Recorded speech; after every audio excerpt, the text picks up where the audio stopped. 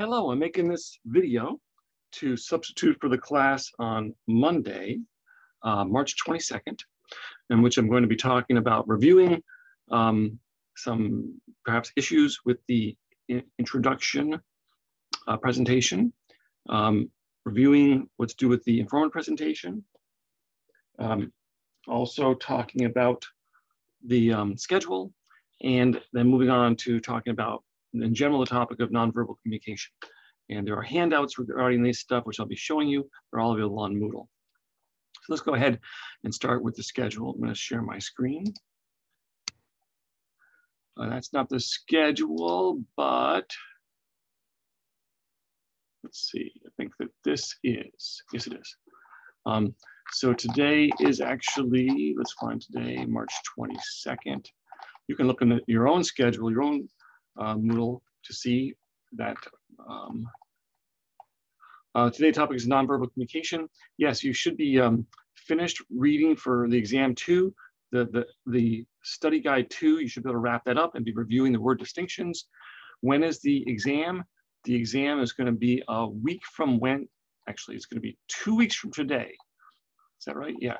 The exam is actually going to be on Monday, April 5th. So it's not immediate, but that study guide will be due pretty soon. You can look at the schedule and see, so you should be wrapping that up. Work on the informative presentation topic. You have due next class, the informative presentation topic. That I'll go over that handout in a minute. The study guide 2 is due in 1 week, as I said. You should be reading chapter 20. Almost everybody's got the new book, the current book, and that is chapter 20 on small groups, small group communication, and chapter 19 in an old book. So if you look at chapter 20 and it's not small group communication, then you have the old book, and it's actually chapter 19, but you should be fine. Informative presentation, yes, is due. It's due on Moodle or in class. I'm going to make a Dropbox for that if I haven't already. And you should be working on study guide 3. Today, I'm going to hand out study guide 3. If you're not in class today, then you're not going to have it. You have to get it from me soon. Either come by my office and pick it up, or just pick it up in another class soon. Because hopefully if you're not in class today, you'll be in class, next class very soon. I just look ahead. One thing I want to say is next week on Wednesdays, on a usual day, we have a guest visitor. And because this guest visitor needs to come in virtually, it's going to be actually a Zoom class. I'll warn you about that again and remind you, but a week from Wednesday, the 31st, will be a Zoom class. You'll get a link from me and stuff like that. Okay, so that's the schedule. And what's next? Oh yeah, I just wanted to mention, I'm gonna bring up a PDF here. This is from your textbook, so it should look familiar. I hope you're keeping up with the reading, make it bigger. This idea of the preparation outline. Some people did very well with this in your informative introduction presentation. That was part of the paperwork that's supposed to be supplied. I just wanted to tell you, go to chapter 11 if you're getting marked off for that, because you're going to need to do a preparation outline eventually for your full informative presentation. Yes, it includes a specific purpose and essential idea. And for our case, they'll be labeled, and then label the SPS and give the essential idea an organizational pattern label. All right, good. Also, in our introduction, in addition to having attention-getting devices, however many are required in the handout, it says, I want you to actually label them. And you could do that separately, or you could do it actually in the preparation outline. And that's what this is. You say introduction, use Roman numerals even in the introduction. You break the introduction up into parts, and you actually write out in full sentences pretty much what you would expect to say. So you're actually kind of like writing your presentation. Not exactly, but you're writing full sentences. That's what makes this different than your cards, okay? Also, in our case, in our introduction, we would need to not just have a transition to the first topic, we would need the full signposted preview statement. Okay, they don't do that here, but you would need that here. That would be the last part of your introduction. You'd actually write that out. First, we'll do this. Next, we will do this. You'd use the we language. You'd vary that word. This is not listing your main ideas. They are listed there. You're not listing them like you would if you just wrote main ideas. You're listing them now in the way you're going to say them. You have to keep that distinction. When we just list out main ideas, 1, 2, 3, that's great. That's just for our planning purposes. Now we're writing the preparation outline, and later you'll write the actual outline that goes in your cards, which is the speaking outline. Then we have the body. And now this is just written on paper, remember? This is not your cards. And you main idea number one would be Roman numeral number one. And you break that down into subtopics. And you include in here the sources that you were going to use, how you would use them, using additionally, if possible, some additional information like the author or the date or things like that with each source. And then remember, your topic is not going to be on bacteria, right? Your topic is going to be something to do with the linguistics. And your topic wasn't probably on bacteria last time, but just to give you an example. The stuff on the left side of the screen over here is actually like a commentary on it. So feel free to read that stuff. It can be helpful, but we're talking about the stuff on the right side of the screen here. Okay. And then we go through that one, that main idea number one, main idea number two, main idea number three, however many there were. And then we map, those are all mapped out with sub ideas and sub ideas and sources listed there in real sentences. And finally, the conclusion, which will probably, you would expect would be, well, it goes a little longer on the next page, maybe even be a little longer for us. Ideally, you've got where you're going to refer back to the beginning, the way you're going to hit the main ideas again, and then hopefully some kind of a clincher. And then you would also list as part of your preparation outline a full bibliography using the format that I've asked for, the APA format, which is available in your textbook also. Don't have the page number in front of me right now, but it's in the handouts and the assignments. Good. So I want you to see that's the structure, and that's how you do that for your presentations when you have to do a preparation outline. And also, please take a look at, I'm not going to spend much time with this, but how this would transfer over to your cards. What's written here is now how your cards would be written. No, they're not written on cards. It's written still as like a sheet of paper, but you would break it down on your cards. Again, there'll be information for you, eye contact, slow down, pause, things that you need to say, things you need like to hints for yourself. And then you'd maybe underline or use color coding for things for emphasis or so on. Some things you might write occasional full sentence, but generally you're not going to. You would have to put your preview statement in there too. Okay, right? Again, it's shorter, it's blurbs, it's maybe sentences, but usually not. It's just like bolded items kind of, right? But it parallels the structure of your preparation outline. And so on. So please look through that and see that transition. But you don't have one of these due next time. You will eventually, when we come to do the full informative. Let me show you about that informative presentation. Yes, there's a rubric which you should look through to see what you've got there. Then there's the this is the actual instructions, right? So it's going to be longer, 4 to 6 minutes, and I definitely want it to be at least 4 minutes. If it's a little longer than 6 minutes, if you've got a lot of information, a lot of main ideas, that could be fine too, as long as it's not rambling. Yes, and what's due Wednesday is the SPS, which will include the idea, right? So really you don't have to submit a separate idea. It's the SPS labeled, the central thesis labeled, okay? From that, I should really know where you're going. I will give you feedback on that to say what you need to change, whatever. It has to be informative and it has to be about linguistics, right? Something to do with linguistics.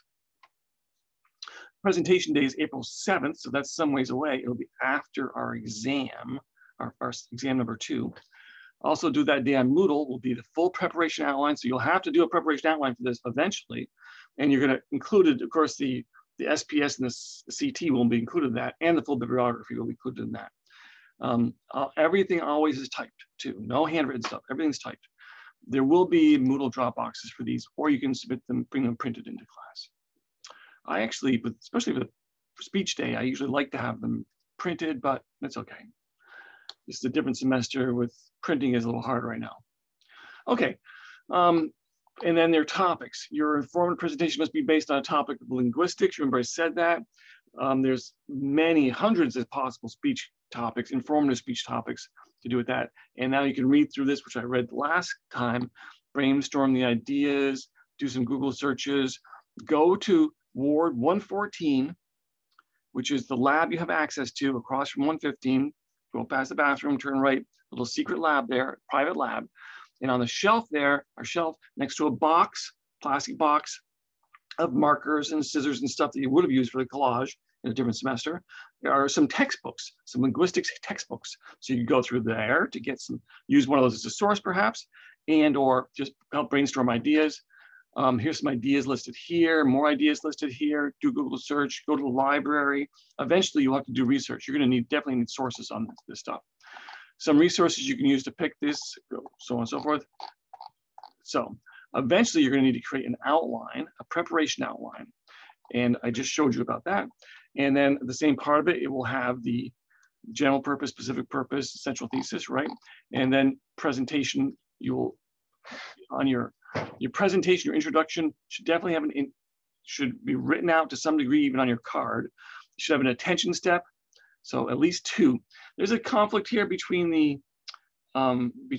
rubric, and here it says at least 2 attention getting devices. I'm going to stick with 2, but I really want it to be 2, and more is fine. Need step. It just shows us with at least 2 sources of documentation, this means research sources, why we want to know about this. And then the preview statement, leave it into the preview statement after we've built to this topic. And then again, it says you write it out. You won't memorize it, but you really want to say things in a certain way for introduction to get a good start. The body follows the visual format of your outline, right? Sources, each main idea must have at least 1 source. So you got 2 sources in your introduction.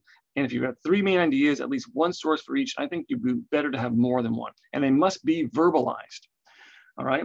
And if you can do an interview, if you find someone an expert in this field, well, whatever it is you're talking about, or someone who knows about it, if you can do an interview and provide a transcript to me of the interview as part of your paperwork, you will get extra credit. You also have to verbalize the interview, who you talked to in your presentation, okay? And then again, the conclusion, how it works, right? The bibliography, see chapter 7 for the details on the APA format, and delivery, convert the presentation outline to a speaking outline in chapter 11 I just showed you, and then you need to practice it as usual before the presentation day. Okay, so there is that. And what else do I want to tell you? Before we really get into the meat of today's topic, I think that's about it. So let's get into the meat of today's topic. You should take a look at and keep handy and actually have a printout of eventually this handout, nonverbal communication handout, because I'm going to go through this stuff in more detail, and this will be in your study guide and on a future exam. So you should take notes based on my presentation too. Okay, good. So I'm not going to be showing you this thing constantly. In fact, let me get back out of the stuff to share here for a minute. I'm not going to be showing you that constantly or anything. I'm going to assume that's a handout you have. You should be looking at that as you watch this, and you should be taking notes in addition to that handout. I'm going to be elaborating on and expanding on those ideas there. Okay, so nonverbal communication. Excuse me just a moment. I'm going to pause to take off my sweater because it's getting too hot in here. So nonverbal communication. Well, the idea of nonverbal communication is a really old idea. In fact, it's probably somewhat obsolete because it's not like we've got just some communication that's verbal and some that is nonverbal. Really what we could better talk about in your handout mentions, maybe instead we should talk about 2 levels of communication. And in the handout, it talks about the content level of communication and then the relationship level of communication. Now, there's different words for these used sometimes and by different instructors and textbooks and so on. But the idea is that we are always communicating all the time in all sorts of ways. And everything around us is adding or taking away from that communication, making it better or worse or changing in some way. So what we usually think of as the verbal component, actually what we mean is the content level. It's our chosen words and arguments, our ideas, the things we think we are saying, all right? Are we really saying that? Well, a lot of things can change that meaning. Some things we have control over and some things we don't. So many of those are in the category of sort of nonverbal communication, but really we could call it the relationship level of communication. How it is said, what this communicates about your relationship with the audience, right? Everything about how you appear, everything about how you use your voice, everything about the environment around you, maybe the time of day, maybe how the space is set up. All those things influence this communication. So really, this idea, this relationship level of communication is a vast topic. We tend to focus on the content level, which is, preparing that outline and getting those cards ready and doing that research, and that's great. But we at least should pay some attention to the relationship level. And if we talk about the relationship level, there are 5 classes of this nonverbal communication, of this relationship level communication. and the way I've broken them down, and to some degree your textbook also. First off, there's the idea of artifacts or object language. So what does that come down to? The artifacts are the things that you carry with you or are part of you, sort of, right? Like what? Like jewelry, like glasses. The choice I made in this style of glasses, what does it say about me? That's your interpretation. And that's what it comes down to, though. My hairstyle, like clothing choices, like tattoos, like on and on. Maybe even things like the choice of a car that I drive or something. Maybe that you saw me get out of the car, and that added to the element of communication. It's everything you value and the image you wish to put forth. So think about, for instance, tattoos. Tattoos are extremely common now, but if you were talking 30 years ago, or even not that long ago, you would see that tattoos were very, very uncommon. And in fact, the only people who had tattoos at one time in our history were perhaps prison inmates, members of some kinds of gangs or other kind of associations like that. So that had one whole meaning, and maybe to a certain generation it might still have, but now tattoos are extremely common and have all kinds of other meanings, right? And people are really interested in tattoos, and for some people they can change communication. So we have to recognize all those things about us, and we also have to recognize how we interpret those things as an audience, because we are likely to bring biases to things based on our interpretation of this artifact or object language. So that's one big category. The next big category, we'll call it space and time. It's proxemics, which is space, and chronemics, which is time. Now, chronemics, I'll mention first, is I'm not going to go into it much depth, but how our space and time influence communication is another huge topic. And I'm not an expert in this, but I will say that chronemics is the study of the role of time in communication. Like what? Well, for instance, the issue of whether you wear a watch or not, whether you arrive on time or not, what time of day it actually is during a presentation. You know, are people hungry because it's almost lunchtime? Are they sleepy because it's late afternoon? Or because maybe it's too early in the morning, and so on. But this is not just a personal things and personal interpretations. There are really strong cultural associations with time. Some places and some cultures, being 5 minutes early might be rude, or in some cultures, being 5 minutes late is rude. Some cultures, you would never be expected maybe to arrive more than 15 minutes late. 15 minutes late would still be on time. You know, some places, so this can create conflicts between individuals because we all bring our personal ideas of time, and then we also bring a cultural idea of time along with us too. So whether we're willing to wait or not for things, you know, how quickly things need to happen for us. So these are all ideas of time. I like to think about how you could go watch some old movies, maybe some classical films, and maybe even ones that maybe you saw a long time ago, in case of, for me anyway, and I thought were fantastic movies I really liked. And now decades go by and you watch it again and you think, wow, this is really slow. It's kind of boring how slow it's going. And you realize, gee, my idea of time is really changed, and my idea of how time is added to communication has changed too. Okay, so that's one big thing. And the next one is proxemics, which is, and we're going to look briefly, very briefly, at Robert Sumner's 3 seating arrangements: cooperative, competitive, and coactive. And to do that, I'm going to bring up a bit of a presentation, well, a slide, just to show you something and talk about it. So I'm going to share my screen again. And this is not it, but that's not it. Oops. Oh, there it is. Okay, good. All right. Okay, so imagine a room with a big meeting table in it. And now Sumner did lots of different research on lots of different kinds of uses of space in office settings and academic spaces and settings and so on.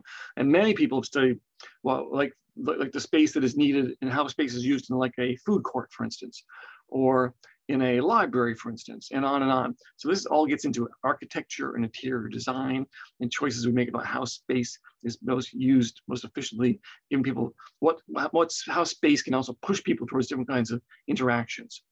So we're going to imagine a large a table, right? And the person A is sitting there already. Person A is already there, and you're coming into the room, and you're going to choose a seat. The seat you choose says a lot about what kind of communication is going to happen, what kind of communication you think is going to happen. For instance, if you are sitting down because you are perhaps concerned you might be disciplined, right? Maybe this is a boss and you are the subordinate. You're feeling kind of put upon by this situation. Maybe you're feeling like you're going to be someone, you're going to get, something's going to be done against you or something. Then you would sit in B3 probably. This is the opposition, the competitive situation, right? It especially works out when one person's at a much higher power level than another, sit opposite the table of each other. Also a competitive situation, like you're going to play chess. Obviously you sit opposite each other on the table too. Now let's imagine though that you're going in for a job interview at a small and friendly company. I suppose you might sit in B3, but chances are you'd want to sit in B1. What that would say about you is that you are kind of willing to work with people, you have your own ideas, you're not really part of the team yet exactly, but you're sitting to the side, but off angle from the person, right? That's the same kind of place you would sit in if you were working with somebody on a topic in a business setting, for instance, and you're not like doing the same presentation together, but perhaps you're helping each other, perhaps you're having a discussion about something, some things you agree with, some things you don't agree together. So it's a cooperative discussion, but it is not where we're completely aligned and on the same page, right? So that would be that B1 setting. Now let's imagine that you are working together with somebody on a document, perhaps on a laptop or just on paper, right? You together are going to be doing a presentation. I would say you'd be best seated in B2. That's a coactive. You're working together towards the same goal, and you agree on what you're doing, right? That's the coactive situation. And then finally, let's imagine that you are going to that this table is not a meeting table, but it's a table in a library, right? And you're sitting there reading or studying, and somebody else comes in and sits down, and you don't know who they are. They're going to sit in B4 or even further down the table. They're going to sit in an independent location. So there's also choosing an independent location. So these are all sending messages to the other people involved in your positioning. There's much more research on this topic of space, and for instance, in meeting tables, who sits where, what power relationships develop. That's the start of it anyway. So you can get that idea. Okay. So that is the proxemics and chronemics. Now, kinesis, I have trouble saying some of these words, sorry, is the idea of body movements, how we use body movements, right, and how they are interpreted. Oh, sorry, well, one more thing about space. Yeah, that's right. I also wanted to mention Edward Hall's ideas about space, which are mentioned on here. Also, Edward Hall's name is not mentioned, but Edward Hall's 4 levels of space. Another way to look at space is to look at how much space there is between people. Edward Hall developed 4 categories of space that we use in the United States. This is older research, and I'm sure that there's many people who studied it much more recently. But came up with these kind of ideas of how you can define relationships by about the amount of space in between people when they interact. So for instance, intimate space is from touch, being like right close to someone, like touching shoulders practically, or hugging, for instance, and up to like 18 inches away. It's quite close, right? So things may change with COVID and our distance requirements, as you'll see, if you imagine that kind of influences these things, but still we keep that idea that there is an intimate space, and you would get that close to someone who you were very close with or you thought you were, but not to somebody who you weren't that close with, right? Then there's personal space. It's reserved for most conversations with non-intimate others, right? Friends, acquaintances, and so on. That's usually from 18 inches to about 2 feet away you stand from that. right? This, of course, is just in the United States or in Western culture generally. The idea is, of course, other cultures have different ideas of how much or little space you need for different relationship levels. Then the idea of social space used for small group interactions, sitting around a dinner table, for instance, with others, maybe a group meeting. That's more like 4 feet to as much as 12 feet away. You might be and still be in the same meeting. So you're seldom much closer than 4 feet, maybe a little closer on a conference table, I suppose. Not these days though, right? And then finally, there's the idea of public space, which is beyond 12 feet. This would be, of course, just people who maybe don't even know each other at all, maybe just walking the same direction, going to a class. You don't know them, but you're going the same way. You're just going to stay some distance away, right? You can actually do this. You can go sit in the ACC and watch people walking around. And it's interesting, it'd be interesting now with COVID to see how it changes and try to guess what the relationships are between people based on how much space there is or isn't between them. Okay, so kinesics, the study of body motion as a mode of communication. So how we move our body, including how we move our facial expressions, is open to a lot of interpretation, and it carries a lot of meaning too, right? So eye contact, facial changes, facial expressions, body movements, and many people think they're good at interpreting them. Truth is, we aren't necessarily as good as we think we are. And there can be a lot of perhaps even confusion and maybe even some problems of interactions with people when maybe you don't interpret gestures properly. Maybe you think a smile means one thing, but actually means something else, for instance, right? So the reality is, it is almost impossible to determine the exact meaning of a gesture, a facial expression, eye contact. Even so, we rely on a lot of this, and changes the meaning a lot. And this is like where all of our ideas of that content level communication can go out the window practically, because if we bring other ideas of our facial gesture and body movements to it, and people make other interpretations, they could change things completely. And that's something as a listener, as an audience, we have to be careful. We're not judging someone just solely on their body movements, their facial gestures, and so on. So do imagine, for instance, you're at a party and you see somebody across the room who you're attracted to. What sort of nonverbal behaviors, what kind of facial gestures, what kind of body gestures would you adopt? Probably not even consciously, of course. That would indicate that it was safe for them to perhaps come over. What would you be looking for from them? That it was safe for you to go over and introduce yourself, for instance. You'd be looking for certain, perhaps you can't hear them, you can't talk to them, it's a noisy party, they're a distance away from you. Before you went over and approached them, you'd want to know that they were welcoming an approach. And you'd be looking for body movements and facial gestures in particular. And hopefully you'd interpret it correctly. We have to do our best, right?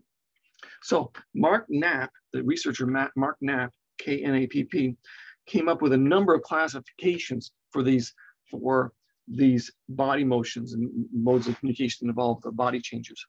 And let's look at some of them first. First is the idea of emblems. Emblems are movements with a specific meaning, like come here, stay away. It's sort of like a game of charades, right? We do things all the time that tell people certain things, exact meanings, like go that way, right? Or look down, or so on. So there's a lot of pointing, a lot of hand gestures, could be other gestures too. It could be nodding your head to something, right? So movements with specific meanings, like the game charades, where we say, first word, 2 syllables, sounds like, there's a whole pile of specific gestures. And if we have a chance, we're going to try to play charades in class and go over some of those too. The gestures that carry meanings in the game, for instance, or in different cultures and subcultures, there's gestures that carry meanings. Give somebody the finger, or in other cultures, there's gestures that would have meaning that I would no idea. I might do something, I suppose, in another culture, perhaps on a vacation, visiting someplace else, which would be interpreted completely different than I thought it was going to be, right? Next would be illustrators. This is a different kind of meaning, as opposed to that specific meaning. This is like describing a movement that describes something I'm speaking about, right? So this much. It's typically a lot of hand gestures again. conscious display, point to something, it reinforces verbal communication. It's used in learning speech, like we might hold something up and say orange and point to an orange. Hey, I have an orange right here. There you go. Hold up an orange and say orange. It might be confusing because we're talking about the fruit and the color, but when we're learning language, we tend to use a lot of these illustrators. It was this big. We got the fish that was this long. I love you this much. Those are all illustrators. Affect displays. These are movements that show emotion. And again, it could be disgust, it could be amusement, it could be laughing, it could be all kinds of things. And again, they're open to misinterpretation, of course, right? And it might vary a lot by culture also. Some places, some cultures, perhaps some subcultural groups, it might be extreme anger, might be just being very quiet and kind of looking a little tense. Others, it might be like screaming and pulling your hair out or something. We could think that somebody is disagreeing with us and acting angry or acting disagreeable when really all it is they have a headache or something. You know, that's why they're squinting and looking like they're in pain when you're speaking. So there's a lot of facial gestures, raising of the eyebrows, maybe when we're looking away or something that can send a message, of course, and lots of other body gestures about whether we're open to somebody, whether we're closed in and slumped over. These all can show emotion. So showing emotion. Next is regulators. And they show change. And I'm supposed to show this little GIF here. So the idea is, you know, that emotion shows that something's over, right? It says, that's it. That hand gesture, that's it, is another way to do it, right? Let me close that up and go back here. The regulators show change, a change in status, for instance. Listener may nod and move in interest to show interested, like keep on going, continue, right? They may give a look of confusion, like what? That shows a change in the relationship. They might urge someone to repeat something like what, right? They can also communicate, does it end the discussion or start something new? Also, I could say something and say, now, what do you think, right? Turn taking. And little kids do this all the time too. They make a gesture that says it's your turn. Oh, now it's my turn. Mine is a gesture too, right? So this is body movements that indicate a change, it shows change, beginning, transitions, ends, things like that, regulators. Then there's adapters. Adapters are often unconscious movements that for reasons of comfort or clarity. For instance, they include shifting in a chair a lot, maybe scratching yourself, maybe playing with your hair, maybe picking at things, so on. A lot of body movements, maybe scratching, as I said. Also might be fidgeting with things, like for instance, a pen, as is this GIF here, which I'll show you this one. So these indicate like adjusting one's clothing, biting your nails, fidgeting, toying with an object. Adapters may indicate to others that you're upset, nervous. They're typically and frequently negative or negatively interpreted. They may not be, that may not be what's really happening, right? Again, they could be misinterpreted. Frequently they do convey anxiety of some kind, but we might misinterpret what the cause of that anxiety was, right? Some people might think it's someone who's nervous, for instance, because maybe they're being dishonest, but that may very well not be the case. So adapters are anxiety, habit, mindless movement. There might be an element of that. Maybe there is no meaning to it at all. Maybe it just gives us some comfort to do this movement, whatever it is. A lot of hands in pockets, for instance, could be that too. And then we are getting close to the end of these. Yeah, that's the end of those. Those are that's the end of the body movement category 3 of nonverbal communication, kinesics. Then we're going to move on to haptics, which is touch. And I'm going to stop this share for a moment. Okay, so haptics, touch. So we can communicate all kinds of things from touch, from a pat on the back, like a good job, to a firm handshake, to a hug, to a kiss, so on and so forth, right? There's all kinds of meanings. And also, again, they're open to misinterpretation too. In general, when you considering touch, which is actually kind of the first kind of communication that anyone has, like when you're an infant, it's just touch, right? And it's necessary for us to touch people, which is one of the things that makes this pandemic so difficult and strange and emotionally difficult. Because even in just normal social settings, minor touch can be an important thing. So touch is the first type of communication we experience again, right? Those who don't have positive physical touch in their lives are less healthy mentally and physically. It can be harmful to not have good positive touch in your life. We share feelings, relationship meanings, so on and so forth. Western society, touch is largely reserved from family and romantic relationships and close friends and so on too. Different groups have different abilities to touch and be thought of being appropriate or not. It may, teammates who spend a lot of time together, especially if they're the same sex, there may be more touch than people just in a class together, for instance. Family members, as I mentioned, of course, intimate partners and so on, touch is completely different. On the other hand, there might be social taboos about touch between different people in the same sex, for instance, in some cultures. But on the other hand, some cultures believe in there's much more relaxed touch than there is here, for instance, on campus in Plattsburgh. I have had a number of students, not so much lately, but used to have a lot of students from Brazil. And this is perhaps stereotyping to some degree, but it did happen more than once that, for instance, they would be saying, oh, someone would say, you have like something on your face. And they say, oh, get it for me, and go up and want you to take it off, like an eyelash or something. And that would be something that we normally probably would shy away from asking people to touch us, but they were surprised that people wouldn't jump in and touch them to do something like that. So cultures, the amount of touches is available, or is acceptable. Also, different power relationships, different relationships between gender relationships and so on. Well, we have to look no further than our governor, who's now facing numerous accusations, for some of them involving unwanted, unwelcome touching, right? So that's definitely, it shouldn't make us feel like we can't touch people, but we definitely need to make sure that the touch is wanted and welcome and appropriate. And some of those ways we figure that out is the main categories that we describe touch are the location, where in the body we're touching the person, right? The duration, how long the touch lasts. You know, just bounce into someone on your shoulder accidentally, as opposed to just standing there right against them or something. There's a big difference in the meaning of that, right? The duration, how long it lasts, I just said that. The frequency, how frequently you touch someone. If it just happened once accidentally or something is one thing, as opposed to becoming a regular thing. And also, is it touch, is it skin to skin touch, or is it through clothing touch? That changes things also. So haptics is the study of touch in communication. And there's a lot more you can learn about that.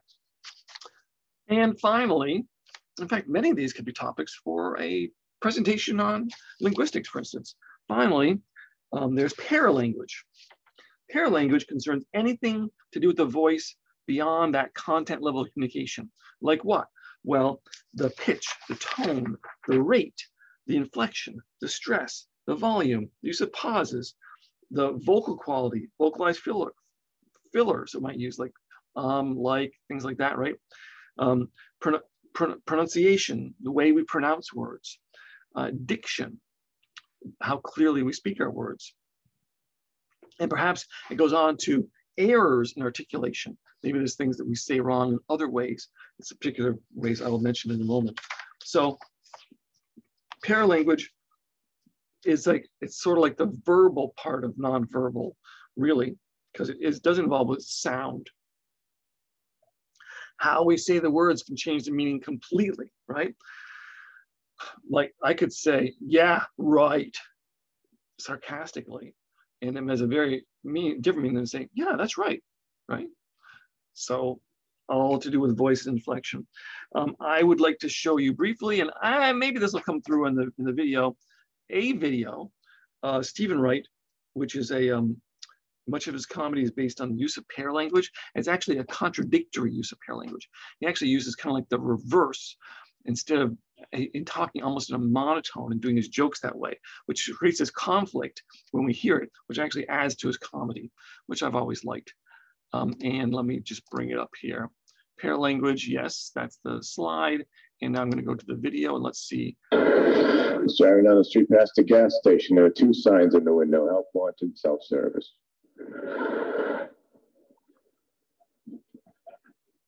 So I went in and hired myself.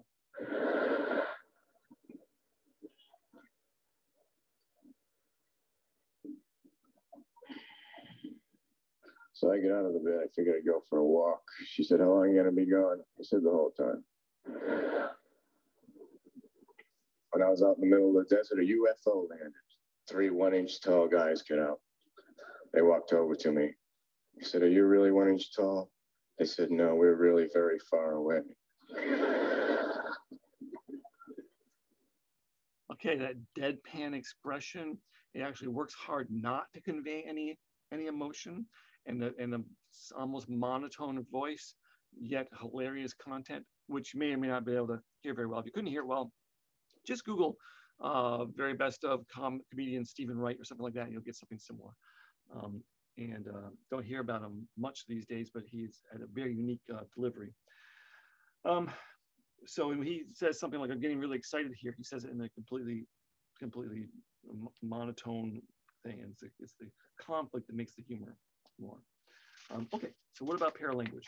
Well, yes, it's all those things about our voice, which in a lot of these are things we can control, like how loud we are. Let me bring up my share. Whoops. Oops, I don't think I got the share for that at all, did I? Yeah, I didn't. Sorry. It looks like my share didn't take place. So what I'm gonna ask you to do is, I'm not gonna redo that thing. Just go, you heard the voice, but the audio, I imagine, but just go and Google Stephen Wright, best of Stephen Wright, and watch a few minutes of it, and you'll get the idea, because everything he does is the same way. Okay, sorry about that. Okay, so now, just to continue with the idea of paralanguage. So a lot of these things you can control: pace, loudness, tone, right? Sounding serious or not serious, for instance. The way you present a joke, for instance, a lot of things we can control. To some degree, pronunciation and so on, right? Some words that I want you to know, that you'll need to know about paralanguage though. How about diction? Some of these are from your textbook too, but they're also asked for in a study guide. So I'll give them to you now, and you may want to write them down. Diction, D-I-C-T-I-O-N, which is how we use words, speech choices, and sounds. Overall use of words, and the sound, how we make our sounds. Pronunciation is how we pronounce those words. So do you say potato or potato, right? It will say something about you. In different social groups, different pronunciations might be more or less appropriate, right? So the way we there's usually an acceptable way to say things, but it could vary by group. Articulation or enunciation is the physical reproduction of the speech sounds, how clearly we speak. It's something, especially with the audio video class, people speaking into a recorder or speaking to a video camera, I really work on is telling people to really work their mouth, because when you hear yourself recorded, when you listen to a recording of yourself, you always sound much sloppier, and actually warming up your face, warming up your body before speaking, for recording or just in class is a good idea. Articulation or enunciation. And there are articulation errors. And we tend to break these down into the SOTA. Now, this is an old-fashioned way of looking at articulation errors. Focusing on articulation errors, you can learn so much more and better ways to look at communication problems, communication disorders. And there's actually, and I'm not an expert in that whatsoever. So if you have a problem with communication disorder, you should actually seek out someone who can actually help you. There are people on campus. There's a communication disorders are studied here, not in our department. But just want to see there's a lot more to communication disorders. But we break it down in the old-fashioned idea of SODA, substitution, omission, distortion, and addition. And what do we mean by these? Substitution is when you switch one sound for another. You see all these are not abnormal in children as they're learning language up to a certain age. And then if they might get stuck on some of these, it might actually require extra help to learn to handle that. It might become a problem. It isn't a problem early on though, because it's normal, for instance, for a little kid, a toddler, when trying to say the word rabbit, to instead say rabbit, right? Use it, substitute a W for an R. And maybe because certain sounds are harder to say. How about, here's one I do. When I say the word picture, like picture this, I'm going to use my phone and take a picture. I often say pitcher, pitcher, as in a pitcher of water. So I've substituted one sound for another. And how about like some people will say, instead of saying words like toys with an S at the end, they'll say toys, toys with a Z sound instead. So substitute one sound for another. Omission is when we remove a sound. So omission might be saying going for going, right? It might be saying don't for don't, or gonna for going to. It's often shortening words. It's a shorthand kind of expression. It's not a regular contraction necessarily, right? Omission. And distortion is when we have a distorted sound. And an example would be someone who has a lisp. With certain sounds, they might turn into something else through a distortion. So a typical example might be the word sun. Instead of just saying, look, it's such a clear day, it's such a bright sun, it would be shun, sun, shun instead of sun, right? So they're a lisping distortion of some kind. And finally, there's addition, adding sounds to words, sounds that don't belong there, can happen. And often with little kids, for instance, the word black, sometimes toddlers might say bullack, bullack, adding that bull, like a B-U-L or B-U-H kind of sound to it. Sometimes there's words that people add sounds to just based on the spelling, for instance. How about the state Illinois? If you ever hear someone say Illinois, yes, there's an S at the end, but it's not pronounced. But still, that would be an articulation error of addition. How about the word salmon? If you ever hear someone say salmon, when the meaning of the fish, that would be an articulation error through addition. So okay, that is my run through of nonverbal communication. Between that and your textbook, you should have plenty for your study guide.